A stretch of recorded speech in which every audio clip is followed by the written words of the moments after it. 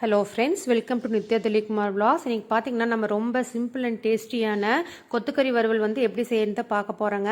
இதுக்கு பார்த்தீங்கன்னா நம்ம ரொம்ப அதிகமான மசாலா பொருட்களெல்லாம் எதுவுமே ஆட் பண்ண போகிறது இல்லைங்க. அதாவது மட்டன் மசாலா, சிக்கன் மசாலா, கரம் மசாலா, ஒரு பட்டை கிராம்பு எதுவுமே ஆட் பண்ணாமல் ரொம்ப சிம்பிளான இன்க்ரீடியன்ஸ் வச்சு எப்படி நம்ம டேஸ்ட்டாக செய்கிறது அப்படின்னு தான் பார்க்க போகிறோங்க.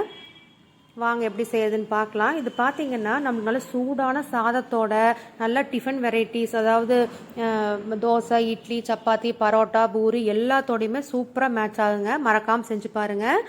இதுக்கு பார்த்தீங்கன்னா 2 கை சின்ன வெங்காயம் நல்லா கட் பண்ணி எடுத்து வச்சுருக்குறேங்க. சின்ன வெங்காயம் போட்டு செய்யுங்க, அதான் டேஸ்ட் நல்லாயிருக்கும் பெரிய வெங்காயத்தை விட.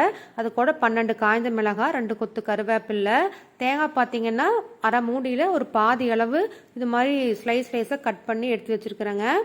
ஒரு டேபிள் ஸ்பூன் இஞ்சி பூண்டு நல்லா தட்டி எடுத்து வச்சுருக்கிறேன். தட்டி சேர்க்குறப்ப தான் கொஞ்சம் டேஸ்ட் நல்லா இருக்குங்க. மிக்சியில் போட்டு அரைக்க வேண்டாம். 3/4 கிலோ கொத்துக்கறி இந்த மாதிரி நல்லா மஞ்சத்தூளும் கல்லுப்பும் போட்டு நல்லா வாஷ் பண்ணி எடுத்து வச்சுருக்குறேங்க.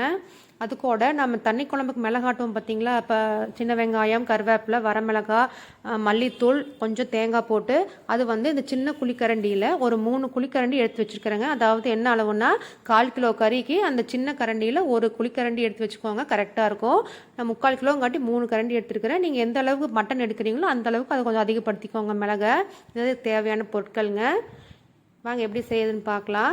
இப்போ பார்த்தீங்கன்னா ஒரு பேன் வச்சுக்கலாங்க. நாம் பேன் நல்லா சூடானதுக்கப்புறமா எண்ணெய் ஆட் பண்ணிக்கலாம். இன்றைக்கி நான் கல்லெண்ணெய் தான் ஆட் பண்ணுறேங்க. இந்த அளவு ஆட் பண்ணிங்கன்னா போதுங்க. ஏன்னா நம்ம மட்டன்லேயும் நம்மளுக்கு கொழுப்பு அதிகமாக இருக்கிறங்காட்டி அதுவும் நம்மளுக்கு வேக வேக நல்லா எண்ணெய் விட்டு வருங்க.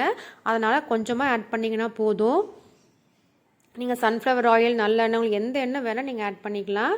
இப்போ எண்ணெய் லைட்டாக காஞ்சதுக்கப்புறமா நீங்கள் கட் பண்ணி வச்ச வெங்காயம், வரமிளகா, கருவேப்பிலை ஆட் பண்ணிக்கலாங்க. மிளகாய் நான் 1/4 கிலோவுக்கு 4ங்கிற கணக்கு எடுத்துருக்கிறேன். என்னோடய மிளகாய் நல்லா காரமாக இருக்குங்க, அதனால் 4 எடுத்துருக்கிறேன். உங்களுக்கு காரம் இல்லைன்னா நீங்கள் 5 கூட எடுத்துக்கலாங்க.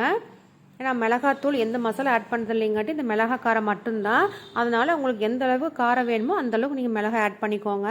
இந்த காரம் எங்களுக்கு கரெக்டாக இருந்தது. லைட்டாக ஃப்ரை பண்ணிவிட்டு அது கூட இஞ்சி பூண்டு தட்டி வச்சு இஞ்சி பூண்டு ஆட் பண்ணிக்கலாங்க. இப்போ தட்டி சேர்த்து பாருங்கள், அது கொஞ்சம் டிஃப்ரெண்ட் டேஸ்ட்டாக இருக்குது நம்மளுக்கு அரைச்சி சேர்க்குறத விட. ஒரு டேபிள் ஸ்பூன் ஆட் பண்ணிங்கன்னா போதுங்க. அதிகமாக ஆட் பண்ணிங்கன்னா அது ரொம்ப ஹார்டாக இருக்குது அந்த ஸ்மெல் இல்லை உங்களுக்கு அந்த ஃப்ளேவர் பிடிக்குன்னா கூட நீங்கள் அதுவும் கூட அதிகமாக ஆட் பண்ணிக்கோங்க உங்கள் டேஸ்ட்டுக்கு தகுந்த மாதிரி. பாருங்கள், இந்த அளவுக்கு நம்மளுக்கு ஃப்ரை பண்ணால் போதும். அதுக்கப்புறம் நம்ம க்ளீன் பண்ணி வச்சுருக்கிற கொத்துக்கறி ஆட் பண்ணிக்கலாங்க. கொத்துக்கறி ஆட் பண்ணிவிட்டு நம்ம அப்போவே தண்ணி ஆட் பண்ணக்கூடாதுங்க, கொஞ்சம் நல்லா ஃப்ரை பண்ணணும். அது கூடவே தேவையான அளவு மஞ்சத்தூள், கல்லுப்பு ஆட் பண்ணிக்கலாங்க. ஆட் பண்ணி கொஞ்சம் அடுப்பை ஹை ஃப்ளேமில் வச்சு கொஞ்சம் நல்லா ஃப்ரை பண்ணிக்கலாங்க. அதே பார்த்திங்கன்னா ஒரு 5 மினிட்ஸ் நல்லா ஃப்ரை பண்ணிங்கன்னா நல்லா தண்ணி விட்டு வருங்க. தண்ணி விட்டு கொஞ்சம் லைட்டாக வெந்து வந்த மாதிரி இருக்கும். அதுக்கப்புறமேல் தான் நம்ம அந்த மிளகும் தண்ணி ஆட் பண்ணணுங்க.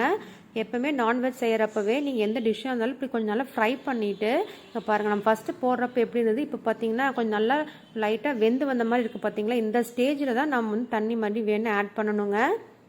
அப்போ தான் கொஞ்சம் டேஸ்ட் நல்லாயிருக்கும். இப்போ நம்ம மிளகு எடுத்து வச்ச மிளகு ஆட் பண்ணிக்கலாங்க. இந்த மாதிரி ஒரு டைம் செஞ்சு பாருங்கள், கண்டிப்பாக சூப்பராக இருக்குங்க. நம்ம அதிகமான மசாலா பொருட்களெல்லாம் யாருக்கு பிடிக்கலையோ பிடிக்காதவங்களுக்கு இந்த மாதிரி செஞ்சு கொடுத்தீங்கன்னா ரொம்ப விரும்பி சாப்பிடுவாங்க. இந்த ஸ்டேஜில் நம்ம தேங்காய் ஆட் பண்ணிக்கலாங்க. உங்களுக்கு தேங்காய் பிடிக்காதுன்னா நீங்கள் தேங்காய் ஸ்கிப் பண்ணிக்கோங்க. தேங்காய் ஆட் பண்ணாமல் செஞ்சிங்கனாலும் நல்லா தான் இருக்குங்க. இப்போது இந்த அளவுக்கு 3/4 கிலோ மட்டன் அளவுக்கு நான் இந்த டம்ளரில் ஒரு 1.5 டம்ளர் தண்ணி ஆட் பண்ணிக்கிறேங்க. கரெக்டாக இருக்கும் அது அளவு. என்ன அளவு என்ன ப்ரொபோர்ஷன் பார்த்தீங்கன்னா நம்ம மட்டனுக்கும் அந்த தண்ணிக்கும் ஒரே ஈக்குவலாக இருக்கணுங்க. அதாவது மட்டனுக்கு மேலே தண்ணி இருக்கக்கூடாது. ஒரே ஈக்குவலாக இருந்ததுன்னா அதுதான் நம்மளுக்கு கரெக்டான கன்சிஸ்டன்சி.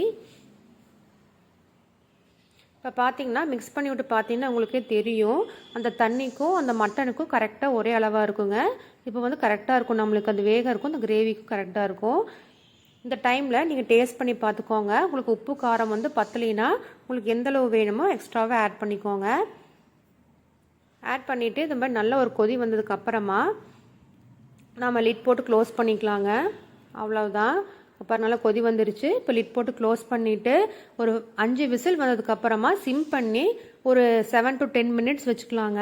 சூப்பராக குக் ஆகி வந்துடும். இது வந்து நான் வந்து என்னோடய மட்டனுக்கு இந்த அளவு தான் விசில் வைப்பேங்க. நீங்கள் உங்கள் வீட்டில் வந்து எந்த அளவுக்கு நீங்கள் உங்கள் மட்டனுக்கு விசில் வைப்பீங்களோ அந்த அளவுக்கு நீங்கள் வச்சு எடுத்துக்கோங்க. இப்போ பாருங்கள், சூப்பராக மணக்க மணக்க அருமையாக நம்மளுக்கு கொத்துக்கறி வறுவல் ரெடி ஆயிடுச்சுங்க. பாருங்கள், பார்க்கறக்கே எவ்வளோ சூப்பராக இருக்குதுன்னு சொல்லிட்டு. கரெக்டாக நம்ம ஊற்றின தண்ணியும் நல்லா இஞ்சி நல்லா சூப்பராக வெந்து வந்திருக்குது பாருங்கள். இந்தளவு தண்ணி இருந்தால் தாங்க கொஞ்சம் நம்மளுக்கு வந்து சாப்பாட்டோட பசந்து சாப்பிட்றதுக்கு இல்லை டிஃபனுக்கு வந்து தோசை இட்லிக்கெல்லாம் வச்சு சாப்பிட்ற கரெக்டாக இருக்குங்க.